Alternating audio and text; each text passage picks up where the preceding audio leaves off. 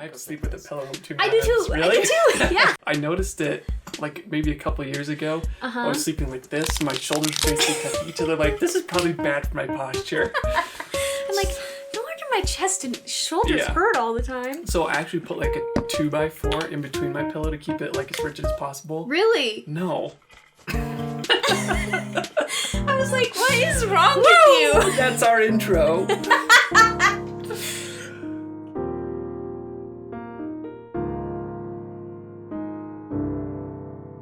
Hello and welcome to Your Favorite Book, the podcast. I'm Mallory. I'm Tanner. We're siblings. And we love to read books. This week's book is HARROW the Ninth by Tamsyn Muir. Narrated by Moira Quirk. Who we love. We love both of them. We've never met them, but... I was talking to our sister Annie about this. Okay, about this book. Yeah, I told her there's a lot of people, like celebrities, or maybe not celebrities, but authors. Famous people. Who I would like to meet in person. And like, I feel like I could have a conversation with them. If I met Tamsyn Muir in person, I would genuinely be speechless. Yeah. I wouldn't know what to say. I wouldn't know either. I've met Brandon Sanderson at a book signing once, and I had no idea what to say.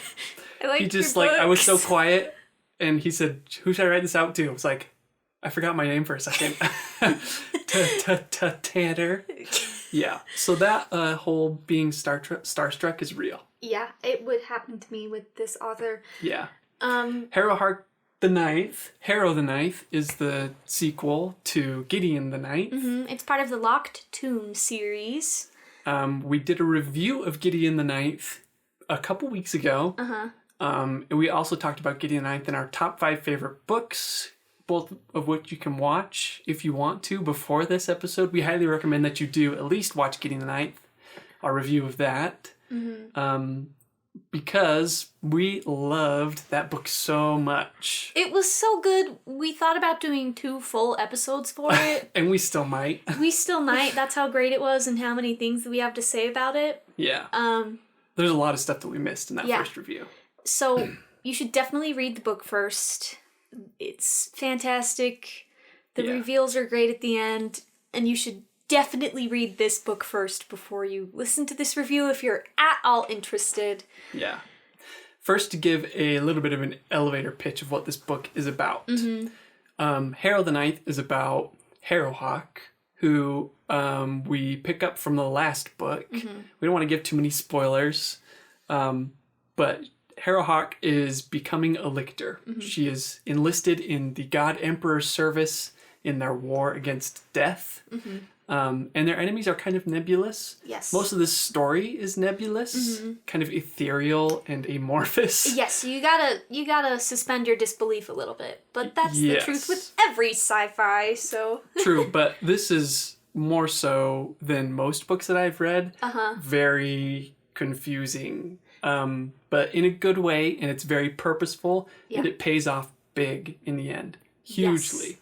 Yes. And I know, it's hard not to be, it's hard not to talk about it. It's hard not to jump the gun. Yes, it's so exciting, the ending. It's absolutely worth the wait. This book is the definition, the epitome of a slow burn. Yes, and it's so perfectly curated. Yeah. Like, I found myself really savoring every single individual moment, even if it did seem unrelated. Unrelated. Yeah. I just was still drinking it all up. Yeah. So what actually happens in this book? It's, once again, hard to talk about without spoiling the first book. Yeah. So here's your 4th warning to not listen. You should read the first book, or at least watch our review, because there is a big spoiler at the end of that first book. Obviously, the second book takes place at the beginning. Yes. Or right after that moment. Yes. Essentially. Yeah. So, from the get-go, this book is told in a non-linear timeline. Yeah. There's some flashbacks that happen.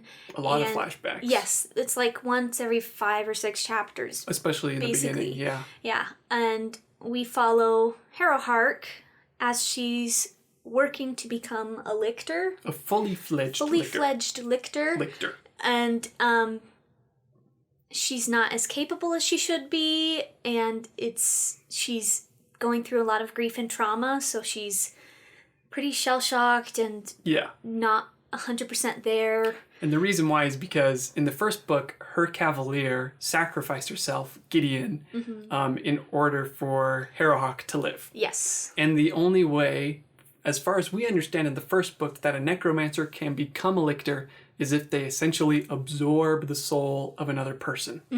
And so the whole world building of the first book is built up for that moment where it's like the 9 houses of this space future dystopian sci-fi world. They raise their nobility as necromancers are like kind of the leaders of their societies, and their cavaliers are their bodyguards. And it's not explained until they find out what lictors are, why that tradition has been set in stone for 10,000 years. And it's because a lictor is supposed to die, a cavalier is supposed to quite literally die for their necromancer. And that's what happens at the end of the first book.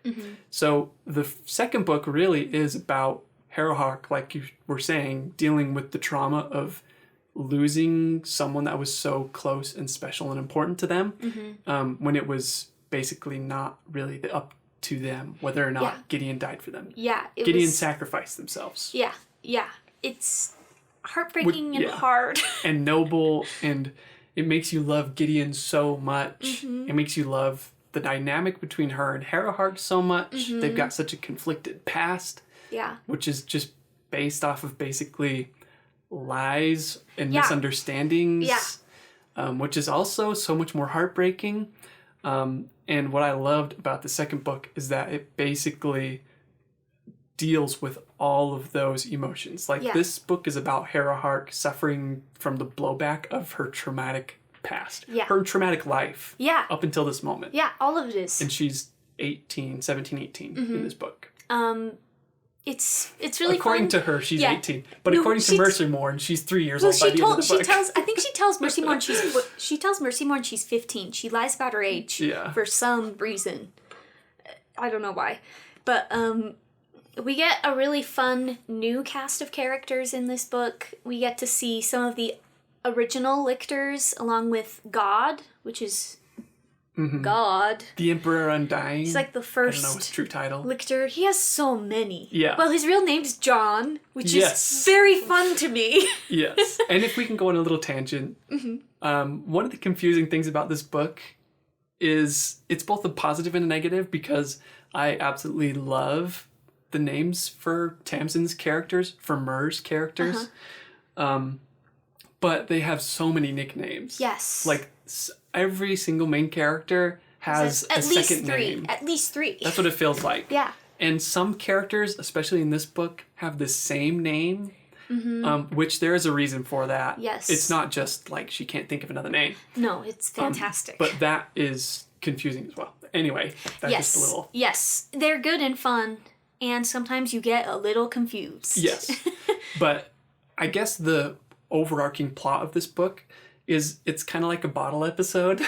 Like there's an episode of Community, which is where I learned this term from.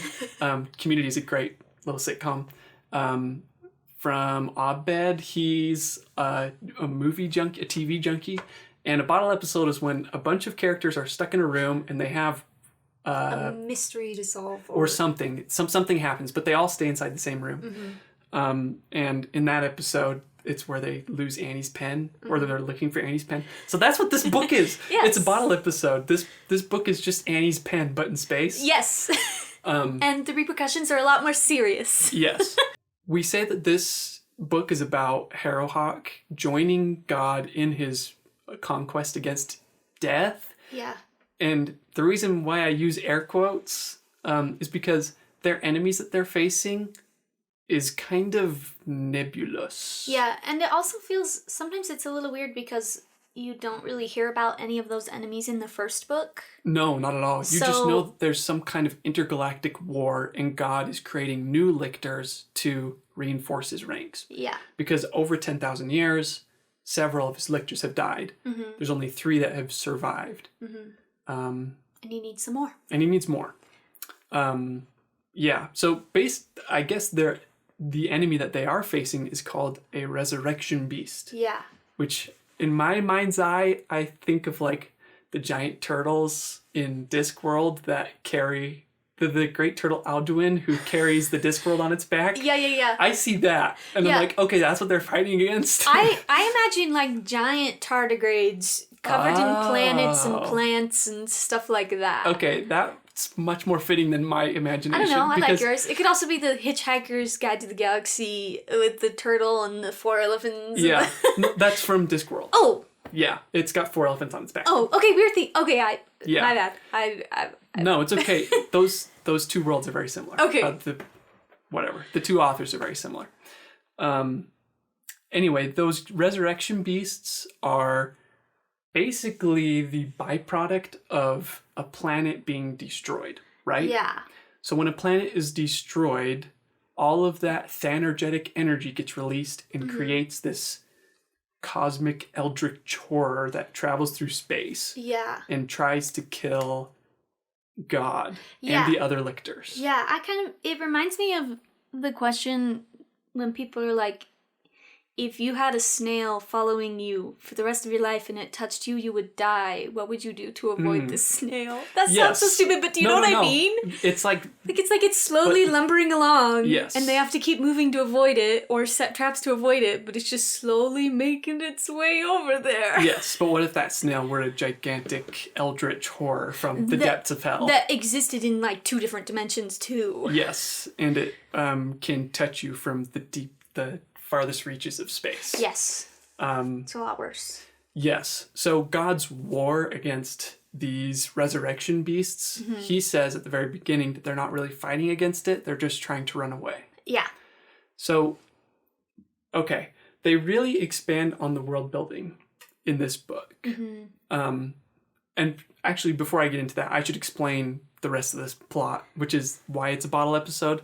Basically, God and the other lictors are stuck inside one spaceship running away from a resurrection beast. Actually, the plot's kind of similar to, I think it's called The Rise of Skywalker, which was the second Star Wars movie that was made after The Rise of Skywalker. Okay. Anyway, it's the Rian Johnson film where basically these ships are slowly moving away and then the characters go on other different adventures. It's much better than The Rise of Skywalker. I'm just saying that's the basic setup. Yes. Is basically this entire story takes place on one small spaceship and it's about the interactions between Harrow, God, and the other 3 surviving lictors. Plus right? Plus Ianthe. And Ianthe, yes. I forgot about that. That's okay. Ianthe, who's the other student lictor, basically, from the first book. And on this spaceship is also the body of the lictor that Harrow and Gideon killed together, Kithrea. In the first book. Yes, they killed her in the first book. Yeah, and there's a very fun thing with her. Okay, I think we basically pitched the story well enough. We should talk about how much we liked it. Yes. But basically, that's the whole plot of the story. Yeah. Ostensibly. Yeah. And without giving away how it ends, the final climax, we should say that you should read the book yourself because those reveals are so essential to enjoying the story that you really should try to avoid them at all costs. Yeah. If you have any plans of reading this book. Yeah, it's so worth it. It might be a little slow for some people, but it is worth it. It was slow for me. Yeah. And maybe we should talk about our personal feelings, segue into that before we get into actual spoilers because they're unavoidable for a podcast of this type. Yes. Personally, I was not into the first half. I remember you were a little nervous about it. And I was like, just keep going. Yes. And you were right. I liked listening to this book more than actually reading it. Yeah. I'm sure that I will read it again physically. But after about 11 hours in, and the book was maybe 19 hours, it's quite long. Yeah, it is pretty long. Longer than the first one. Not by a great margin. But it's not until like 11 hours in, which is like just past the halfway point, that we actually start getting some answers. Yes. I explained the plot kind of in a negative tone, and that's for a reason, because I felt like the plot was quite boring. I didn't know what we were doing in the first half. Yeah. Like, I didn't know what Harrow Hark was working towards. And it felt kind of, like I said, nebulous. Yeah. And amorphous. Yeah, it definitely did. I actually really enjoyed that, which is funny because in our last episode about Golden Sun, that was something I didn't like about Golden Sun. But I think I just adore Harrow so much, and I wanted to find the answers as to why she had done what she did. why she had done what she did. Yeah, why she done what she did, and why'd she done do that? why she done do it? Wait a minute. Wait, what in tarnation done Harrow Hark did to her own brain? That's something we forgot to mention that's important to the pitch of this story. That is the thing that was compelling me to keep reading, which is what you're mentioning, is that Harrow Hark has lost her memory. She has severe amnesia. And we are unclear as to how that's happened. And the flashbacks that we get are they're unreliable. Yes, they are flashbacks to the first book. Yes. But it is not what happened in the first book. They're entirely different events. They're different characters. There's different deaths. All of it's different. Yeah. So that is really important to mention because this book is audacious. If you are an author and you go to your publisher and like, I'm writing a sequel to my book. The first one was so good. Everyone loves Gideon. They're so sad to see her dead. By the end, but man, what a great story, and I can't wait to read more about Harrow Hark, and she's gonna bring Gideon back to life, right? Yeah. And the author's gonna be like, no. And also, the sequel is going to be told in second person, which no one ever does, which I don't really understand, but I personally really liked it. I did too. But it is non-traditional. Yeah. It's going to be non-linear, which isn't that unusual. There's a lot of non-linear books, lots of flashbacks. It's just a very different pace. Yeah. It feels a lot slower. Yeah, it does. And it's going to be an unreliable narrator. Yeah. Which is like the unholy trifecta of writing. Yeah. Just like, okay, can you really do this? Yeah, how do you get your publishers to agree to that? Yeah. And, by the way, Gideon basically will not be in this story. Yeah, Gideon is dead and will remain dead. Yes, and the tone is completely different. Yeah. Like in Gideon we get this great comparison between really graphic, terrifying bone monsters and death, and then Gideon making sex jokes, or do you know what I mean? Oh, yes. Like Harrow Hark is the dark one. Yes. Right, the serious one. Yes. The traumatized one. Not to say that Gideon isn't traumatized, but she's a lot more melancholic, I guess. Yes. And Gideon is the comedic relief. She's the comedic relief. And that's the tone that I absolutely fell in love with in the first book. Is we talked about it before, that juxtaposition between horror and humor. And in the second book, the humor is entirely gone. Yeah. No. I'm sorry. I'm being hyperbolic. There's some. It's gone. There's some, but it's Harrow's version of humor almost. Yeah. Which is very different. It's more. I don't want to. Maybe it's more sarcastic. Yeah, I would say. It's a lot more sardonic. Maybe Yeah. I hate using big words because it makes people sound like dickheads, but it is more sardonic. Sardonic is fitting here because it's sarcastic, but it's with a much sadder tone. Yeah, Gideon was so quippy and would make a joke about anything and really bad jokes. Yeah, stupid jokes. Yeah, which were hilarious. Bad jokes. Bad puns. Yes, and versus Harrow is like, I had another seizure today and I still don't know what my last name is. Oh, I remembered my last name. Wink, wink to the hot girl who haunts me. Do you know what I mean? Yeah, it's very different. But I was talking about this when we were both about halfway through. I really loved how with Gideon we get a lot of, she doesn't know anything the whole time in the first book. And she's like, it's okay, we'll figure it out. Here's a funny joke, funny joke, funny joke. Versus in this book, we get Harrow, whose life is about knowledge and understanding. And she's done this to herself where she doesn't know what's going on or what her past really is like. And it's fun to see those compared to one another, I guess. Yes. In a vacuum, though, it is a very different style of story. Yeah. So one thing that I absolutely love about this book is that I don't think Tamsyn Muir gives a flying F what people think about her writing. Yeah. Like, could you imagine? It's just physically, in terms of style, in terms of format, in terms of tone, it is a very different book from Gideon the Ninth. But spiritually, it is very faithful, I think. Where if you read the first book, it is so idiosyncratic and different and unique. Like, I keep saying it's like Tumblr blog humor type stuff. It is. But it kind of is. It's a little cringy. If it's not your thing, I get it. But I love that juxtaposition of Harrow and Gideon. They're two very different characters. And in the second book, Gideon's gone. Yeah. So you get a very different tone. Yeah, it's like making a painting with the color orange and the color blue together. You get a whole bunch of shades, a lot of great contrast between the two of them. Versus this one, you took out all the orange. And it's just one shade really of blue. Sad blue. Yeah. And I think that's a very apt way of describing it. Yeah. I loved it. I did too. I loved it in retrospect. And I can really appreciate someone who has the skills of a writer to go from third person, linear storytelling. Yeah.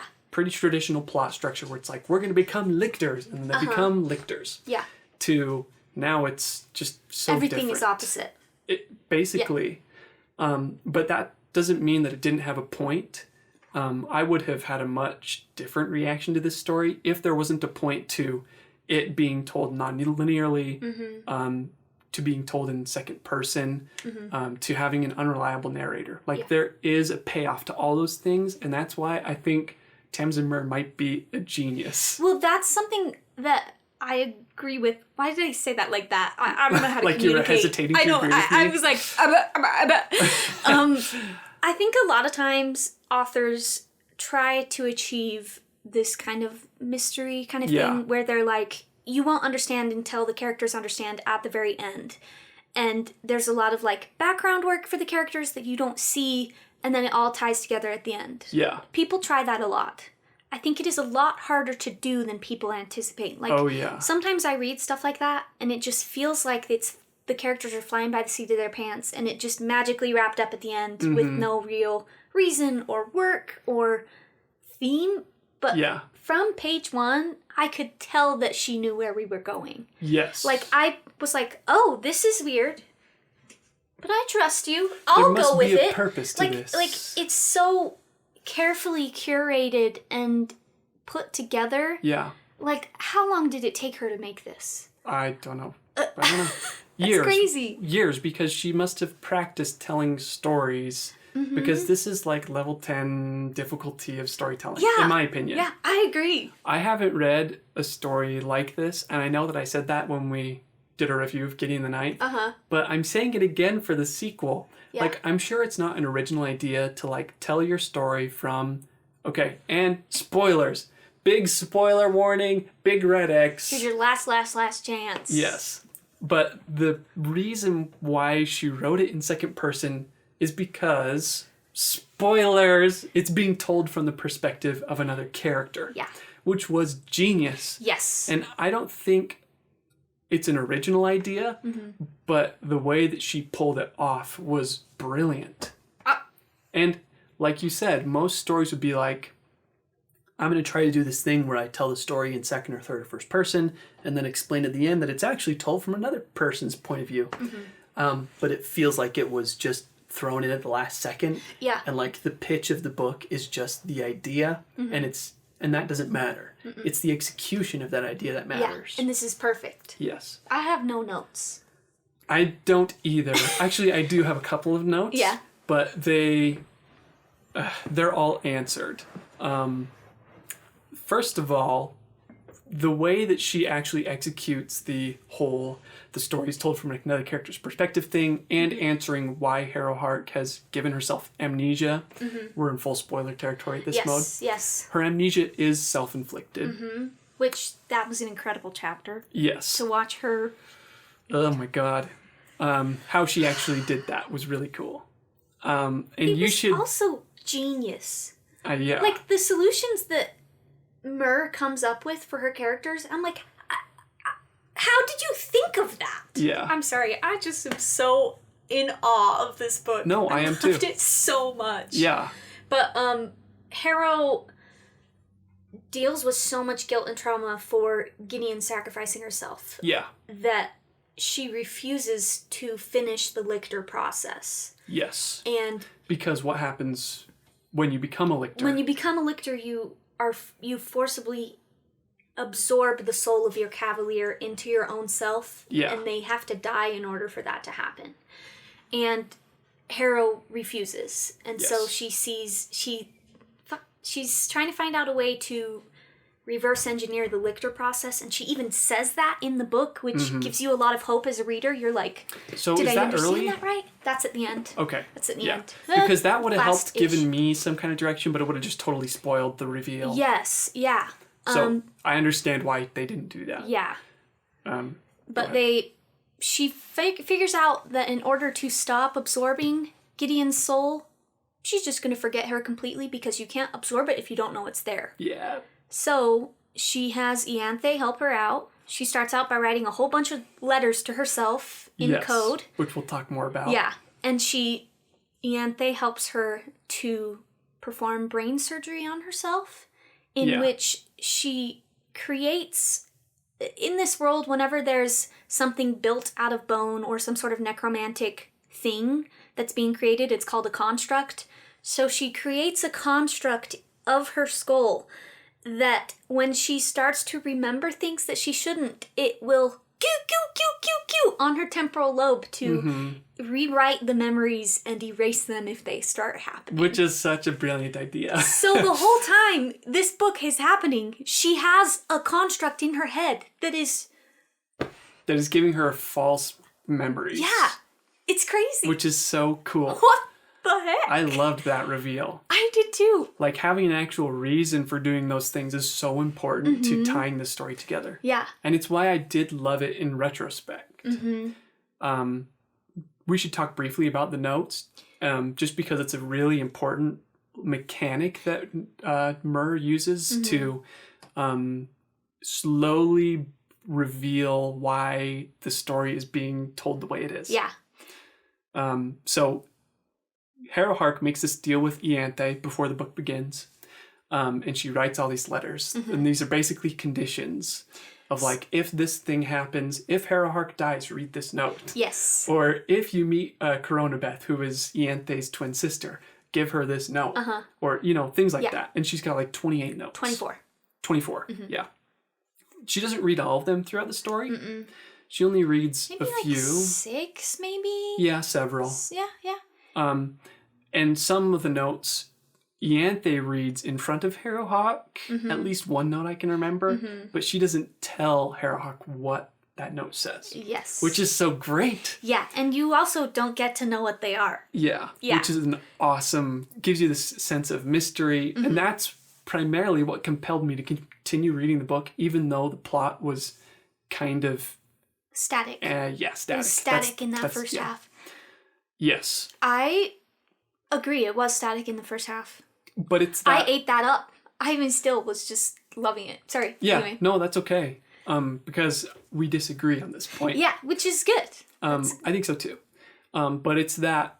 It was the fact that Harrow lost her memory, and she has these notes, and that physical mechanic of, like... The answers are on her body the whole time. And by the end of the story, we'll have all the answers. And I thought using those notes is like a physical way to indicate to the reader that we're making progress towards finding answers to why she's lost her memory, what she's doing, like what her motivation is, even as a character, is all masked from you until basically the end of the story. But those answers are revealed to you slowly over time through these notes. And it's kind of a... What? There's a mathematical word for this, and I don't know what. A parabola? Yeah. I don't think it's a parabola. It's not a parabola. It exponentially. Yeah. We get one letter. We get 20 chapters, one letter. We get 10 chapters, 5 chapters. Like, they speed up. Yes. But it takes a while to get there. Yeah, it does. Without that mechanic, I think this story would have just been, like, amnesic. Yes. Or not amnesic. Wow, we're really good with words today. You were doing great until I tried to add one in. I know. Just kidding. And then your brain fart was contagious. Yep. I think that mechanic is really important to moving the narrative. Yeah. Because nothing really happens. Well, and Harrow in the beginning is so depressed, and she doesn't do anything. She's even in the narrative, she's like, and then I don't remember what happened for the next, I don't know how long, and or then you this didn't happened. remember what happened. Yeah. Which is hard to read as a reader. Yeah, because it did feel like a slice of life story. Yeah. Which is like, I love Harrowhawk, and I don't mind reading about her life, Mm-hmm. but nothing interesting outside of her regaining her memories is really happening now. Yeah, and like you said, there wasn't a clear promise at the end. Yeah. I assumed that we would find the mystery of what happened between Gideon and Harrowhawks soul-wise. Mm-hmm. I did too. But you were hoping for something entirely different at the end of the story, right? Yes, I was hoping for that. Mm-hmm. Obviously, I wanted to know why Harrowhawk gave herself amnesia, which was answered in a satisfying way. But I wanted something more like... So we could use the first book as an example. Mm-hmm. First book is far more traditional in terms of storytelling, where it's like at the beginning, you have these two characters, they're enemies, but they have to work together to become a lictor. Mm-hmm. That's so clear, it's so obvious, and the story clearly indicates every step of the way that they're making towards that end goal. And that end goal does get met in the end. Yes, where it's like promise, progress, and then payoff for that promise, right? In this book, the promise is Harrowhawk's really sad. And it's like she's really confused. And again, I'm okay with all this stuff. I get that it's almost avant-garde, where it's like they're doing the opposite of what you would expect from a traditional story, which I really admire. Yeah. And she actually pays it off in the end. Mm-hmm. But if I were to critique the story, the goals of these characters, of almost every character, is hidden from you. Mm-hmm. And I understand that she's trying to build a sense of mystery, and that is what's supposed to compel you to keep reading. Yeah. And I do trust her as an author to pay off those loose ends, where it's like, I don't know what Harrowhawk is trying to do. Mm-hmm. Is she trying to bring Gideon back to life? Is she trying to assassinate God and resurrect the lady in the tomb? Yeah. Is she trying to become a fully fledged lictor in the service of God? Is she like giving up on her true love with the like I didn't know what we were working towards. Yeah. It really did feel like a slice of life, like we're reading about Harrowhawk learning how to make soup. Yep. Which is like, that's fine. I don't have a problem with these things, but I want to know that we're working towards something. Yeah. And the story to me did feel like it was a lot of waiting and small reveals, small, tiny, juicy answers of like what's happening with Harrowhawk. Why did she do this to herself? And then in the last, like maybe 3 hours of the book, it's like boom! Here's all this stuff that's happening at the same time. It's interesting to see the comparison between the first 70% and the last 30%. Yeah, because that last 30% is jam packed full of everything in the book. The rest of action, plot, character arcs are getting resolved, world building, answers that we've been waiting for a long time. Yeah. Everything. It's like a long fuse and a gigantic bomb. Yeah. And it's like 5 bombs right after each other too. It's like it's not just one big one. It's like there. Yeah. And everything cascades very quickly at the end. Yeah. It seems like I forgot what I was going to say. It's super satisfying as a reader to get to that final conclusion, which is why I say that I really love this book in retrospect. But I did like Gideon the Ninth more. Yeah.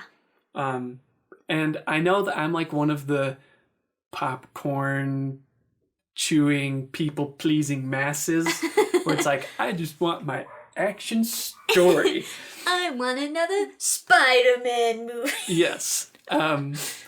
But I really did love how atypical this story was, especially in comparison to the first one. Yeah.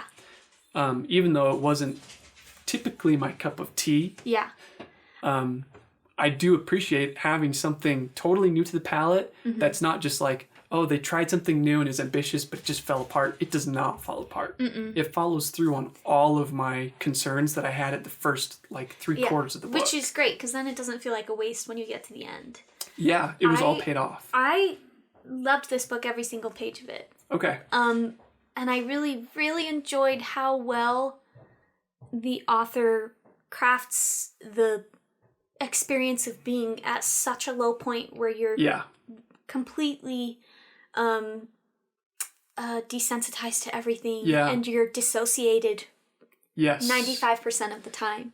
And being able to watch Harrow Hark slowly come back to her own self to get to the end, it just was so emotionally packed and healing to me. Like, I loved that. I really enjoyed... I know that sounds like it's... No, it doesn't sound stupid. It doesn't sound stupid at all. That's what happens in the book. Yeah, and watching her, like, the scene where she makes soup, I was like... Isn't that genius? I'm like, this is such a great thing. She's like... This is also kind of a spoiler that might not make sense, but she goes to God and she's like, your man in charge is trying to murder me. We can talk about that. Help That me. would be fun. Yeah, help me. And God is like, you're a little stressed. You need to make some soup. You need to read a book. And then she makes some soup and reads a book and doesn't sleep for like 11 days in a row. She says like 174 hours later or something like that. It's a fantastic moment, and it's fun to see. It's not fun, it's hard, but rewarding to watch someone progress from their personal all-time low to a more healed person who still has triggers and still experiences hardship, but has made it a little bit back up to normal. I guess their new normal. Yes, I completely agree. I know I said that, like, I didn't like the scenes where she's just making soup and it feels pedestrian and mundane. It's not. I mean, in terms of plot, it is. Yeah. But there is a character arc. Yeah. And the character arc is brilliant and emotional and satisfying. I related to Harrow Hark as well. She's someone who carries a lot of emotional baggage, obviously. Yeah. From the first book, this is another spoiler, but Harrow Hark was created by her parents, who were both very brilliant necromancers, and they needed an even more powerful necromancer to save their house. And there so, was no way to guarantee that their child would be a necromancer. Unless you killed 200 children and you put their souls inside your daughter's embryo. Guess what they did? Yeah, you'll never guess. So her parents told Harrow Hark from like the moment she could begin to understand words that you are the living embodiment of 200 dead children, our precious necromancer. We love you. Yeah, make sure to live up to that reputation. Actually, I don't think they ever told her they love them. No, probably not. They're like, we love the idea of you being a powerful necromancer. You're like, you're so power, let's go swim in our saltwater pool and tell secrets. Yes, it's kind of like, wow, this is a really weird comparison that I'm about to make. But I'm ready. Who's the guy who assassinated JFK? Oh. Lee Oswald. Lee Oswald's mom was a total narcissist and told him, you're going to be a great man. And then it turned him into the assassin of JFK. Anyway. You're right. That was a crazy comparison, but good. Yeah, it makes sense. Harrow Hark's parents are narcissists, and they put all of their expectations of her being great on top of her in the most horrible way possible. And the story really is, the second book is about Harrow Hark. I guess, what would be the right word? Dealing with that trauma? I think. Living with it? Because it does become resolved throughout points in the story, even though, like you said, that horror doesn't go away. I would say maybe confronting and healing. Yeah, because, yes. And it's not just the... it's not just the deaths of those 200 children that she's trying to cope with. She also is trying to cope with committing the gravest sin possible, which is opening the locked tomb, which is what the series is named after. And she did that when she was 10 because she was going to commit suicide because she's like, my parents have put these impossible expectations on me. She goes into the locked tomb because it's this great mystery, and she's powerful, and she's curious. And Gideon goads her into it. Gideon's into it. If only there was a powerful necromancer who could open the locked tomb. Too bad. Just kidding. Harrowhark does it. Yep. She finds what's in the locked tomb, which is this mysterious woman in a coffin. Who she's in love with for the rest of her life. She falls in love with upon sight. She goes back to her parents. Gideon tattles on her. This is all stuff in the first book. And then Harrowhark's parents kill themselves, and then they tell her to kill herself too because she said, you opened the locked tomb. You just started the apocalypse. So it's like you're putting all of the most horrible things on the psyche of a poor, innocent 10-year-old child. Yeah. And she's had to live with that her entire life. And she then puppets the bodies of her dead parents for the rest of her life too to pretend that they never died. Yes. Very low stakes, very casual childhood activity. Yeah, very normal life, which is what makes this slice of life sequel so she's very lighthearted and fun. Yeah. She's a really positive person.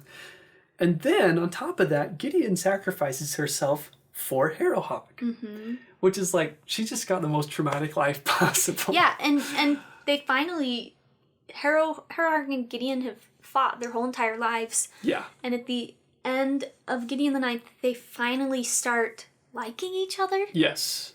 And Harrowhark's literally never had that before. And then a true friend that can relate to her.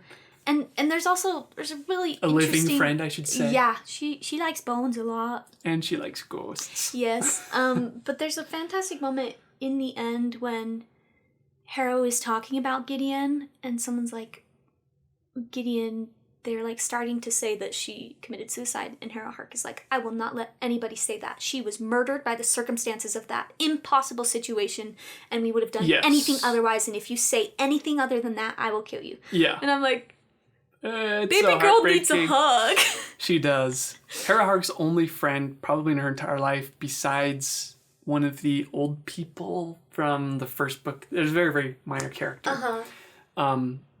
Is Gideon. And so losing her is like right after she makes this great connection with her, where they're like, okay, maybe we actually do have a lot more in common. And we should be sisters or friends. And then she dies. Muir does a brilliant job of representing that trauma. Yeah. So brilliantly. Yeah.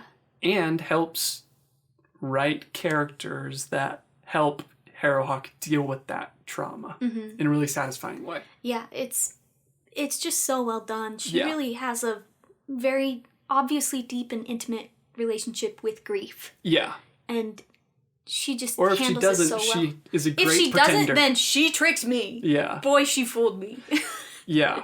So if you have suffered with any of the similar things that Harrowhark has done, guilt, grief, depression, loss, then this book can be very healing for you, I believe. Yeah. Even though the end is a little bit nebulous too, we don't have to get into that. It is. You know, there's a lot about this book that isn't concrete. Like in Harry Potter, they're like, you swish and flick, and you say Wingardium Leviosa, but you have to say Leviosa, not Leviosa. I don't even remember which one's correct. Versus this is kind of, there's a lot more nebulous stuff to it, like you said, and the magic system isn't concretely laid out. Yeah, it's a weird middle ground between a hard and a soft magic system. Which I really liked. I do too. But when your plot points hinge on the reader understanding like how is a lictor made, and then you break those rules, it can feel like you're not grounded into the story. Yeah, that's totally fair. And I think the second book kind of suffers from that a bit, but Tamsyn Muir has proved time and again that she can tie up any loose ends. Yeah, I trust her. So do I. So even though, and this is a good segue to talk about the world building, there is a lot of exposition that kind of goes over my head. Yeah. Like when we talk about the resurrection beasts, I still don't really understand what they are or why they're trying to kill God and the other lictors. I don't either. And we could theory craft that stuff. Yeah. Like I'm sure you've picked up stuff that I missed and vice versa. Yeah, for sure. But I think that in other stories they would spend more time making sure, like, okay, the goal of this book, kill the resurrection beast. How are they made? How do you kill them? Well, even... And it's really clear and set in stone. We don't even really see the fight with the resurrection beast either. No. It happens. It's not just built don't up see it. as part of the story, so I don't have as big of a problem with that. Yeah. It kind of is. Well, and the whole time when they are training for that, everybody's collectively like, Harrow's half a lictor. She's not going to survive anyway. She's going to die. Yeah. Which they don't even shy from that either. They're just like, Harrow, you can watch from far, far away. Yeah. And I think normally I would have a complaint about that. Uh-huh. Where it's like, you've built up the resurrection beast, and then there isn't a resurrection beast fight. Mm-hmm. But that's not what this story is about, which is cool. Yes. Once again, it feels like 2 middle fingers to the audience. It does. To the people who loved Gideon the Ninth and were like, didn't understand the spirit of it. Yeah, that's true. That's part of why I love this book, is like the second book could be a filter for all the dickheads who didn't understand the first one. I know, I'm sorry. I don't mean to be gatekeeping. Anyone can like this book. But for chuds like me who are like, I love the first book because it's like 2 characters who learn how to become a lictor, and then they become a lictor by the end. Oh yeah. Now let's travel the universe killing other necromancers. Nope. That's not what the story's about. We're going to be depressed and then take Lexapro in the second book. Yes. That's the climax of this book. Yeah, she gets medication. She gets medication. She also goes on long walks outside. Yes. And she gets a new pet. Yeah, that's it. That's a lie. The second book feels like a contradiction to all those things, which is part of why I loved it. Mm-hmm. And I didn't have a problem with it not explaining the rules of like, you need to use this magic skill to kill a resurrection beast. And then the story is about Harrow learning that skill and then using it to kill the resurrection beast. Yeah. That does not exist in this book. No. In fact, Harrow is a horrible student of necromancy. Yeah, she is. She is. Yeah. It's great. So I don't have a problem with it, the resolution of the story being more based around Harrow. It's a more emotional ending. Yes, coming to terms with her emotional conflict. Yeah. Which I disagree with how she came to terms with it, but we'll see. I'm on board for book 3 and 4. Don't worry. Me too. I'm intrigued. And we can talk about that. But even in the beginning of the book, one of the notes that Harrow leaves for herself, which when the notes were revealed and they were from Harrow herself, I was like, that is so genius. Well, no, she wouldn't have trusted anybody else's notes. Yeah. That's so great. And it's in a cipher that she made herself. And oh, fantastic. It's so smart. In a lot of fantasy video games, especially a lot of JRPGs, they use the amnesia tactic to like use that character as a for the player to relate to, where it's like usually you have the Sherlock Holmes character where like they know everything and they teach you about the world, and then Sherlock will explain to Watson what's going on. So Watson is like the insert character for the reader. Having both the Sherlock character and the Watson character being Harrow is so awesome. It's genius. Anyway, in one of her notes, Harrow says, you need to brush up on your necromancy. You have to. Like, it's essential for you to survive. Yeah. You need to learn about flesh magic. Talk to Ianthe. She'll teach you about flesh magic. You need to learn about spirit magic. Like, there's all these different types of magics. She doesn't learn any of them. Nope. She gets a little bit better at blood wards. Yeah. That's because someone's trying to kill her. And that would be fun to talk about. Yes. But there's even a note that says, make sure to practice with the blade. And, clean the blade, take care of it. It's really important. And she doesn't do that either. She covers it in bones. I'm going to hide it in a bone sheath on my back. Yeah. She's just feels so not deranged, but like she needs some serious psychotherapy. She's unhinged. Yeah. And the fact that she doesn't pay attention to those details like she normally would is such a great way of showing how lost she is. Distraught and lost she is. Yeah, it's fantastic. It's fun. I also... It's just fantastic. I just want to go through page by page everything I loved about this book. It's hard to narrow it down. Yes, it is. But I really loved the character relationships that we got in this book as well. Secondary character stuff. Yeah, it was fun to meet a couple of older licorices? Wow, lictors. And it was really fun to explore Harrow's relationship with God, fantastic. I love the God character. Me too. He's so fun and not what you would expect for a God character at all. Yeah. He is interesting. Mm-hmm. To me, it kind of felt like, I don't know who Tamsyn Muir is, mm-hmm. but if I were to write God, then that's who I would want God to be like. Yeah. Super nice, understanding, relatable, and human. Mm-hmm. Not mm-hmm. like the God that was like, I'll teach you everything, and you're all doing everything wrong. Yes. He's actually very important for Harrow coming to terms with her grief and trauma, mm-hmm. especially in regards to the 200 children that were killed to create her. Yeah.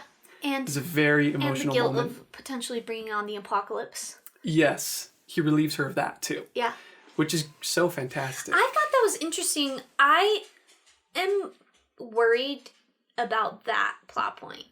It kind of felt like a little bit too easy for her to just be like, I'm so sorry, God, I did this thing. And he's like, no, you didn't. Oh, okay. It's no big deal. I'm worried that that's going to come up again later. I felt like that will... Yes. Because at the end, spoilers, mm-hmm. God is not such a nice guy. No. So maybe he just told Harrow that in the moment to placate her. Yeah. You never know. Yeah. He might have other motives for her because he knows a lot more than he lets on about who Harrow is. Yeah. And he might have plans for her. Well, he's also... One time she's hanging out and talking with him and he puts his hand on her head and he's like, who's been messing with your temporal lobe? Yeah. Like, he's someone who's seeing what she's done to herself a little bit. I mean, Anthe knows everything, obviously, but it's interesting to see. She's less compassionate than God is. She does not care. At least she's less compassionate as God appears to be towards Harrow. Yeah. He's a very interesting character. Mm-hmm. Because I think he does truly care about his children. Well, even the small thing of every time they get together, he gives her tea and biscuits, and mm-hmm. she hates tea and she hates biscuits, so she pretends to eat it. And there's a moment where he gives her water instead of tea, mm-hmm. and it's like, oh. But he still gives her a biscuit. And she explains that beautifully, by the way. Yeah. Where she says something like, he gives her tea, which shows that he's a realist. Uh-huh. Oh, yeah. And he gives her a biscuit, which shows that he's an optimist. Where he's like, maybe I can get you to like tea. Yeah. Oh, it's just so beautiful, which is something we haven't mentioned. Yeah. But we lauded Tamsyn Muir for her skills as a wordsmith in the first book. Mm-hmm. Once again, she's equally as clever, witty, and brilliant in the second. Yeah. It's just so incredible. I've never read a book in second person before. Me neither. And I loved it. And I don't know if it was just this... Because it was a little bit unsettling at first. Yeah. But that's just because it's not anything I was used to. But once I got into it, I was like, oh, it doesn't seem bizarre or anything with me. No, it actually felt very natural to me, mm-hmm. too. And in fact, in my own writing, I started writing in second person accidentally. I keep catching myself. Oh my gosh. And I realized it's actually very useful to have a pronoun from your main character that's different. Yeah. Which is why first person is also very useful. Mm-hmm. And it makes your sentences just read a little bit cleaner because you don't have repetitive, like he, and the he could refer to two different people in the same sentence. Yeah. Anyway, it doesn't matter. Yeah. I loved it. Yeah. God is a very interesting character. There's some big reveals about him at the end, which I don't think we'll go into on this podcast. Yeah. Because truthfully, we don't have a lot of answers as to who he really is or what his motivations are. But just to speak briefly about the world building again, we do find out that he has found a way to be immortal, to be a lictor, without killing another person and absorbing their soul. Yeah. Unlike his lictors. Yeah. So the big reveal at the end of this story, we're just going to go ahead and give it away, mm-hmm. if that's okay. Yeah, I think that's fine. Is that God has trained his lictors to kill their cavaliers and absorb their souls consensually. Mm-hmm. At least for his first set of lictors is mostly consensually. That's on the surface, though. Yeah. He wanted his lictors to believe that their cavalier's death was a sacrifice. Mm-hmm. It was noble. Yes, but he hid certain information from them that made that decision immoral, in my eyes. I agree. but God apparently didn't see it that way, and it's unclear to me as to why. Yeah, or what his motivation was behind lying. Like, does he want to be the most powerful, and that that's what I thought too. Keeps him on a leash, or... But that's kind of a hollow motivation, where the villain is like, I just want to be the king. Yeah, I don't know. There has to be something deeper and more specific than that. Yeah, once again, it's a fantastic wrap-up at the end, but it still leaves some stuff undone that you're like, okay, book 3. Yeah, I need more answers. And I trust her to give those to us. Yeah. But basically, the other lictors on the ship all turn on God. Not all. Some lictors turn on God. 50-50 about. Yes. Because God has kept this secret from them of how you actually can become a lictor and you don't have to kill your cavalier. Yeah. And to me, it was a great reveal. I loved it. It was this big explosive moment. There's some great action there. And great dialogue, too. But back to the world building being kind of amorphous and not explained all the way, I really didn't understand what that meant. Yeah. Or like how that actually works. Like, why did the other lictors have to kill their cavaliers? And how is it possible that God can be a lictor without killing his cavalier, basically? Yeah. That was my biggest hang-up. They said a couple lines about it, but even still, it was kind of like that still was an assumption, not a clear way. Like the rules we've set up in the book in book 1 and the majority of book 2 was that you have to kill your cavalier and absorb their soul to achieve ultimate power. Yeah. And then at that last moment, they're like, maybe. It's kind of a gray area for how that actually happens. And I don't have a major problem with that because once again, it wasn't Harrow Hark's goal to become a fully fledged lictor. We learned that she was planning on living this way her entire life. Yeah. Until she found a way for maybe to bring Gideon back by like resurrecting her body or something. Yeah. And I think those answers will come to us in the 3rd book. Yeah. But this book is written in such a way that I was worried I missed something. Yeah, I kind of felt like some stuff just went over my head when I was reading through it, and I definitely want to read it again. Yes. Not just to pick up stuff I missed, just because I loved it, but also to pick up stuff that I missed. Yes, for both reasons. Like, I'd find myself listening to the audiobook, and then I'd be like, wait a minute, and I'd have to stop it, reread it to make sure I got it right, or, like, there's also 2 characters with the same name. That was confusing to me at first. Yes. It's actually 3 characters with the same names. Yes. Which is crazy. But it's handled very well. It's very funny. It is. I definitely wore out the 10-second rewind button on my phone. Yeah. Yeah. I was worried that I was missing stuff because the book was bad, quote unquote bad, and it didn't explain those things correctly. And it's all packed in those last couple chapters, too. Yeah, it's super dense. It's a lot to digest. Or maybe, I mean, I don't want to assume that I'm so smart and I never make any mistakes. I do assume that I am the reason why I didn't understand the world-building details of this book. Or some of the plot details of this book. Yeah, I think... Like, I want to go on to the wiki. I do too, but I don't want to get spoilers. I don't want to get I actually had the same exact... Yeah. I was like, I have a couple questions, but I don't want to look it up because what if that's answered in book 3? Yeah. Or something like that, especially being that the 4th book isn't out yet either.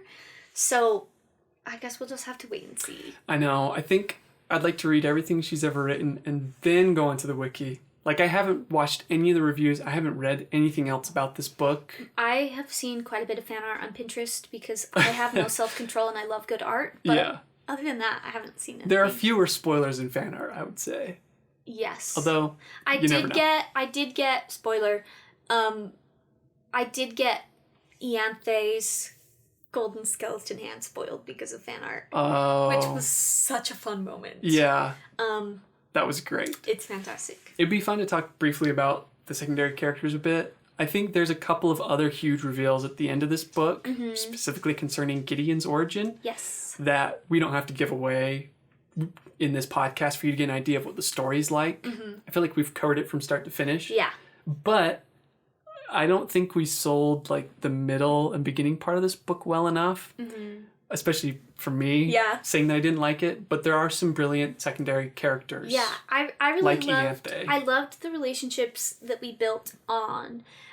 We get some new characters that we've never met before, which are ancient lictors who are mostly really stuck up and prudish. Which makes sense for immortal beings. Yes, and there's... Tamsyn Muir does a great job at establishing how complex and old the relationships are between the original lictors, because they've known each other for thousands of years. And then we get to explore Ianthe's and Harrow's relationship, which is complex. It's so complex. Yeah. Especially because Ianthe knows what Harrow has done. Yeah. And Harrow does not, which is very fun. Yeah. And it's another good reason to reread this book, is because you might catch some subtext that you missed on your first time. Yeah. Yeah, it's fun. And it's interesting to see the comparison between Harrow being a half lictor versus Ianthe trying to become a full lictor. She's also kind of struggling with absorbing Noberius, who was her cavalier. Who was kind of unwillingly. That one was she basically murdered him. Yeah, she really was like, I figured it out.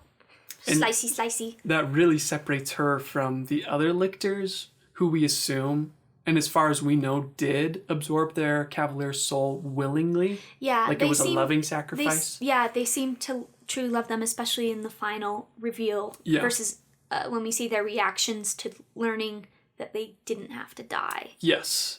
So it's fun to watch Ianthe struggle, especially because I hate Ianthe. She's the worst. And Harrow doesn't hate Ianthe, which is really interesting. I think she obviously doesn't trust her entirely. Yeah. But I think Harrow feels confident enough in her own abilities to like make a deal with Ianthe and would be able to catch her if she tried to do anything underhanded. Yeah. Maybe that's kind of their relationship. No, that makes sense. Yeah, that's a good way to put it. Ianthe is like crazy. Yeah. And she writes her kind of like as a psychopath. Mm-hmm.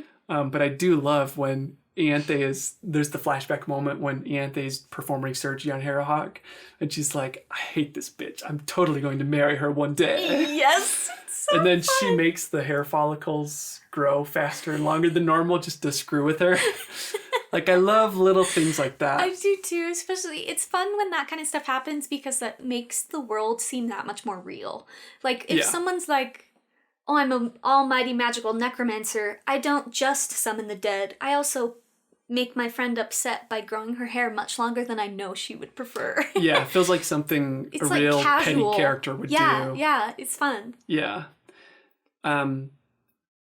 There's also one of the lictors who's probably, oh my god, there's so much to talk about in this book. It is really dense. It's so much. I think maybe one of the last more important secondary characters we should talk about is Ortis the First, which is the lictor, not the original cavalier that the original Ninth House Cavalier in the first book.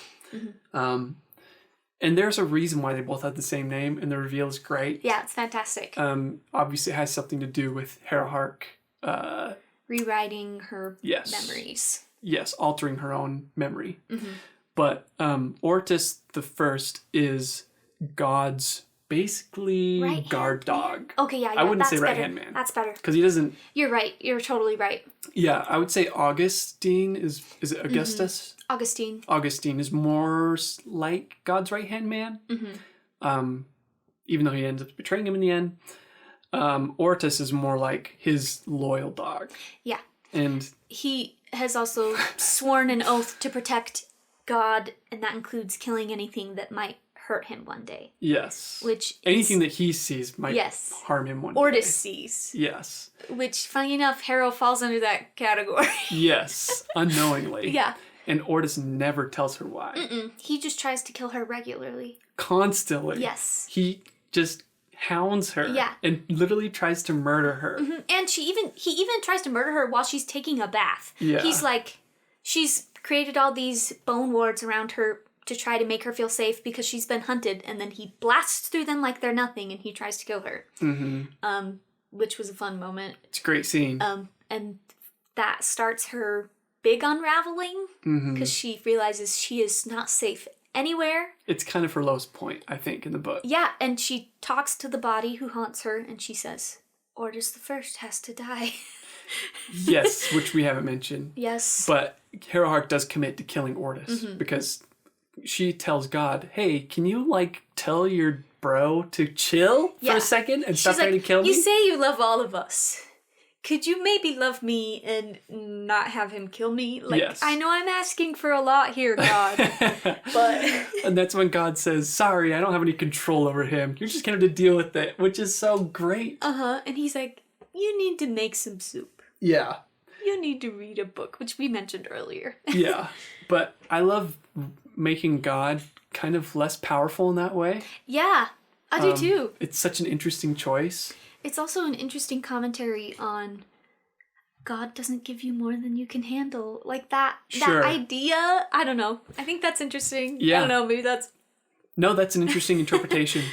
I thought it also kind of highlighted how powerful the lictors were. Yeah. Where it's like, they're equally as strong as God. Mm-hmm. So Harrowhark is like living with 3-4 gods. Yeah, and basically. she hasn't embraced her own God tier, so she can't. It seems like she's below them, even though... And she is. I think she is, but there's times when she exerts her full necromantic power and the lictors are like... Yeah, definitely. Well, she's tied her own hands behind her back. Yes. I think she does have more potential than all of them. Yeah, that's a good way to put it. For reasons. Yes. And that's stuff that we could talk about in another podcast. But yeah, I think that basically covers it. Ordis is a great character. Oh my God. There's a couple of scenes in this book. Oh, we should seriously preface this book. Okay. There's a lot of scenes that we've obviously brushed over, but are so brilliant and hilarious that if you are a God-fearing person, you should not read this book. Yes, it is. I mean, first of all, writing a character named God is a little bit touchy in the first place. It's blasphemous already. Especially when you're in a sci-fi necromantic lesbian romance world. Yeah. We won't spoil or say anything. You could use your imagination, but if that is not your thing, if you're a religious person, then you should not read this. Well, you can read it if you want, but you won't like it. You're just going to be prepared. You might not like it. Yeah. You might think that like Tamsyn Muir is ushering in the second coming. Yes. Because she's bringing about the apocalypse. God is just incredibly human. Yeah, he's very human. And he's very old and he's experienced every worldly pleasure. Yes, yes. So I don't want to give those scenes away because they're so much fun, but they're so creative and hilarious and brilliant. I said that this book, the tone is very different from the first one because it doesn't have Gideon in it, and it is. Mm-hmm. But there are some laugh out loud, hilarious moments in this book. Yeah. And they might actually stand out brighter because of the stark contrast from the horrible sadness of this book. It's very sad. I loved it. There's so much that we didn't talk about that we would love to. Yes. It's so much to take in and process. Yeah. And ultimately I did love this book, really. Even though there were some things that were missing from it. Yeah. Just in terms of the plot and the character motivations that were masked for a reason. Yeah. That made it feel slow for me. But I can truly admire what Tamsyn Muir has done to create this book. Mm-hmm. Like I said, this is level 10 storytelling. Yes. I'm pretty sure I said the exact same thing about Gideon the Ninth. Probably. It's written by the same author. It is. And I think I think she has just taken it to another level with the sequel. Yeah, it's incredible. I just loved it. I loved it for so many different reasons because it was so unique compared to the first one, which is already also unique. And it just was so fantastic. It's kind of made me not want to read. Mm-hmm. Like it was that good, when you read a book and it kind of ruins the next couple books you read. Oh yeah, definitely. Because you have such high expectations now of everything. It's like nothing will come to this level. No one else should try to write. Yeah. She found the perfect book. She did it. Well, is this one of your favorite books? Yes, easily. Top 5. Top 5? Yep. Wow. Yeah. I loved it. I seriously... We might have to do gonna revamp. revisit of our... we should do it once a year. Yeah, okay, that'd be fun. Top 5 favorite books. Yeah. See if you found any new ones. It'd be pretty boring if nothing changes. Just the same episode every time. Yeah. Or we could just do like a yearly... recap. We could also... Your favorite books of the year, whatever. Yeah. That'd be fun. Is it one of your favorite books? Yes, without a doubt. Nice. Without question. Yes. I wouldn't say that it breaches my top 5, but it's pretty damn close. Yeah. We'll see. I'm sure I will love it more as the years go by, and I read it again and again. It's fantastic. I'm excited to read the rest of the series. Highly recommended. Dear Tamsyn Muir, take your time writing Electa the Ninth. Take all the time you want. I will patiently wait. You don't have to write it at all. Yeah, if it's not what you want, then don't publish it. Yeah. Take care of yourself. But I would love it if you would send it to me. Yeah, send us a transcript. If you're like, I don't want to publish this, I'll be a beta reader. We like you guys so much. We've now done 2 hours of praising your work. We will do a third one after we read Nona the Ninth. Mm-hmm. I love you. And good night. Thanks for listening.